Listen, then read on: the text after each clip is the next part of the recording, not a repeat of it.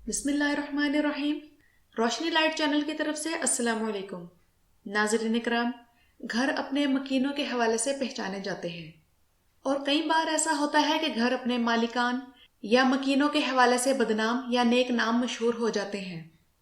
غدار محل بھی وہ بدقسمت اور بدنام زمانہ گھر تھا جس کی غلام گردشوں میں وہ غدار پھرا کرتا تھا جس کی غداری رہتی دنیا تک ضرب المثل بن گئی۔ اگرچہ اس محل کا اپنے مالک کی غداری میں کوئی کردار تو نہ تھا، مگر اپنے مالک کے حصے میں آنے والی بدنامی اور رسوائی بھی اس محل کے حصے میں آئی، اور اس کا گھر غدار محل اس لیے کہلایا جاتا ہے کیونکہ یہ میر جعفر جیسے ننگے ملت، ننگے دین اور ننگے وطن شخص کے زیر استعمال رہا، جس کا نام سن کر لوگوں کے ذہنوں میں صرف ایک ہی لفظ گونجتا ہے اور وہ ہے غدار۔ ناظرین کرام، ہر ملک کے لارنس آف عربیہ مختلف ہوتے ہیں۔ آپ میر جعفر کو ہندوستان کا لارنس آف عربیہ بھی کہہ سکتے ہیں، مگر یہ عرب کے لارنس آف عربیہ سے اس لحاظ سے بدتر ہے کہ عرب کا لارنس آف عربیہ تو کافر تھا، مگر میر جعفر نے مسلمان ہو کر بھی اپنے ہی ہم مذہبوں کی پیٹھ پہ چھرا گھونپا۔ مگر پاکستان کے گورنر جنرل سکندر مرزا، جو کہ میر جعفر کا پوتا تھا، اس کا بیٹا ہمایوں مرزا،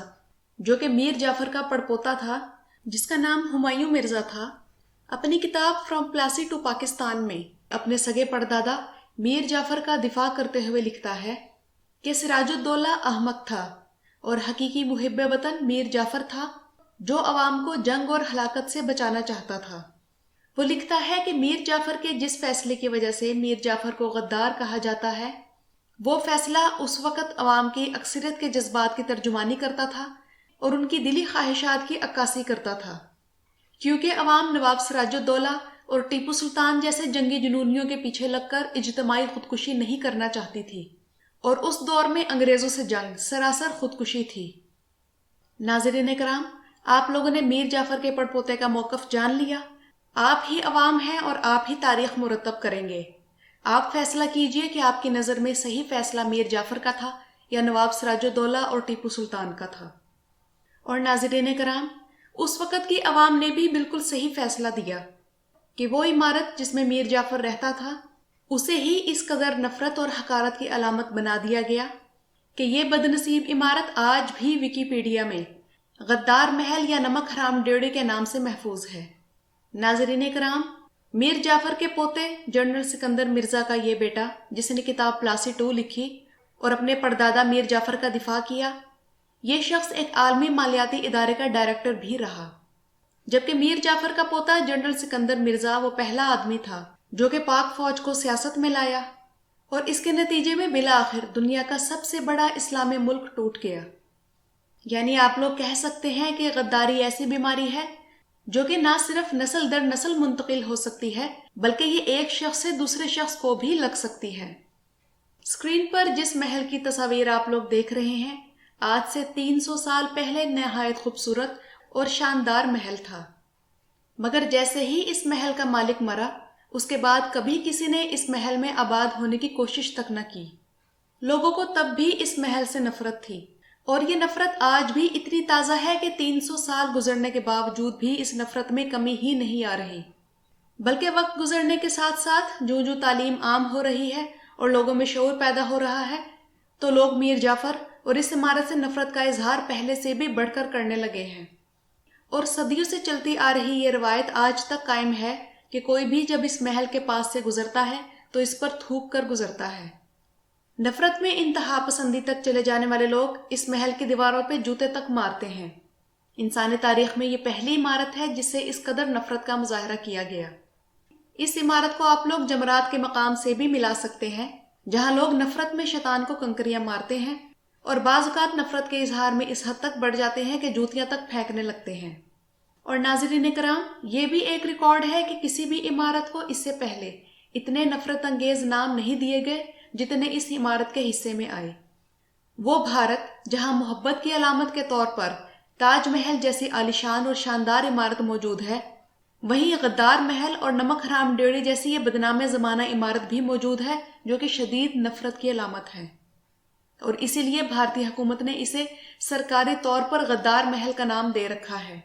جبکہ بہت سے لوگ اسے نمک حرام ڈیوڑی بھی کہتے ہیں۔ شاید یہاں کچھ لوگ یہ کہیں کہ اس میں تو کوئی ایسی بڑی بات نہیں، کیونکہ بہت سی حکومتیں نفرت یا تعصب کی وجہ سے بھی ایسا نام دے سکتی ہیں۔ مگر یہ بات بہت حیرت انگیز ہے کہ عالمی ادارے یونیسکو نے بھی سرکاری طور پر اس عمارت کو غدار محل کا نام دے رکھا ہے۔ میر جعفر کی بدقسمتی دیکھیے کہ اس عمارت کو نہ تو توڑا جا سکتا ہے اور نہ ہی اسے استعمال کیا جا سکتا ہے، اور نہ ہی اس کا نام تبدیل کیا جا سکتا ہے۔ اس دنیا میں آج تک لاکھوں ایسے افراد گزرے ہیں جن کے جرائم کی وجہ سے ان سے نفرت کی جاتی ہے، مگر میر جعفر وہ بدقسمت شخص ہے کہ جس کے حصے میں نسل در نسل اس قدر نفرت آئی کہ اس کا گھر بھی نفرت کی علامت بن کر رہ گیا۔ اس شخص کی بدنصیبی دیکھیے کہ جس قوم کی خاطر اس نے غداری جیسا مکروہ کام سر انجام دیا، اسی قوم نے یعنی برٹش گورنمنٹ نے اسے سرکاری طور پر غدار کا خطاب دیا۔ تاریخ غداروں کے لیے بہت عبرت کی جگہ ہے، اور یہی تاریخ کہتی ہے کہ جب اس غدار میر جعفر کی غداری کے عوض اس کے لیے ماہانہ پینشن مقرر کی گئی تو جس جگہ سے یہ اپنی پینشن وصول کرتا تھا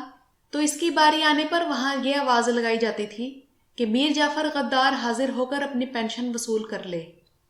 انگریز بہادر نے میر جعفر کے لیے غدار کا لفظ ایک عہدے کے طور پر پکا مختص کر دیا تھا، اور میر جعفر کے مرنے کے بعد اس کی اولاد کو بھی وہی پینشن باقاعدہ طور پر ملتی رہی، اور ماضی کی روایت پر چلتے ہوئے جیسے ہی میر جعفر کے بیٹے یا پوتے کی باری آتی تو تب بھی باقاعدہ یہی آواز لگائی جاتی کہ میر جعفر غدار کا بیٹا یا پوتا آ کر پینشن وصول کر لے۔ کیا ہم میں سے کوئی بھی اس ذلت اور رسوائی کا اندازہ لگا سکتا ہے جو اس خاندان کے حصے میں آئی؟ مگر اپنی غداری کے عوض نسل در نسل انگریز بہادر کی پینشن کھانے کے بعد اس خاندان کی عقل جواب دے گئی، اور میر جعفر کے پڑپوتے نے اپنی اسی ذلت اور شرمندگی کو چھپانے کے لیے پلاسی ٹو کتاب لکھی، جس میں اس نے اپنے پردادا کی غداری کا دفاع کرتے ہوئے نکمے اور بودے دلائل دیے اور اس کی پوزیشن صاف کرنے کی کوشش کی، جو کہ کبھی نہیں ہو سکتی۔ آج بھی برصغیر پاک و ہند کی عوام، چاہے وہ ہندوستان سے تعلق رکھتی ہو یا پاکستان سے،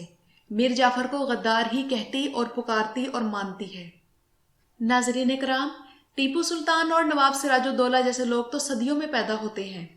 مگر میر جعفر اور میر صادق جیسے افراد کی وراثت خودرو جڑی بوٹیوں کی طرح ایک کھیت سے دوسرے کھیت، یعنی ایک دور سے دوسرے دور تک نہ صرف جا بجا پھیلی ہوتی ہے بلکہ آسانی سے پہچانی بھی جاتی ہے۔ میر جعفر اور میر صادق کی اولادیں اپنے باپ داداؤں کی بزدلی کو جواز دینے کے لیے جو مرضی بہانے بنائیں، مگر تاریخ بڑی ظالم شے ہے۔ یہ ان کی غداریوں کو تاریخ کا حصہ بنا کر اور نفرت کی علامت بنا کر ہی دم لیتی ہے، جیسا کہ اس غدار محل کے حصے میں آئی۔ ویڈیو دیکھنے کا شکریہ۔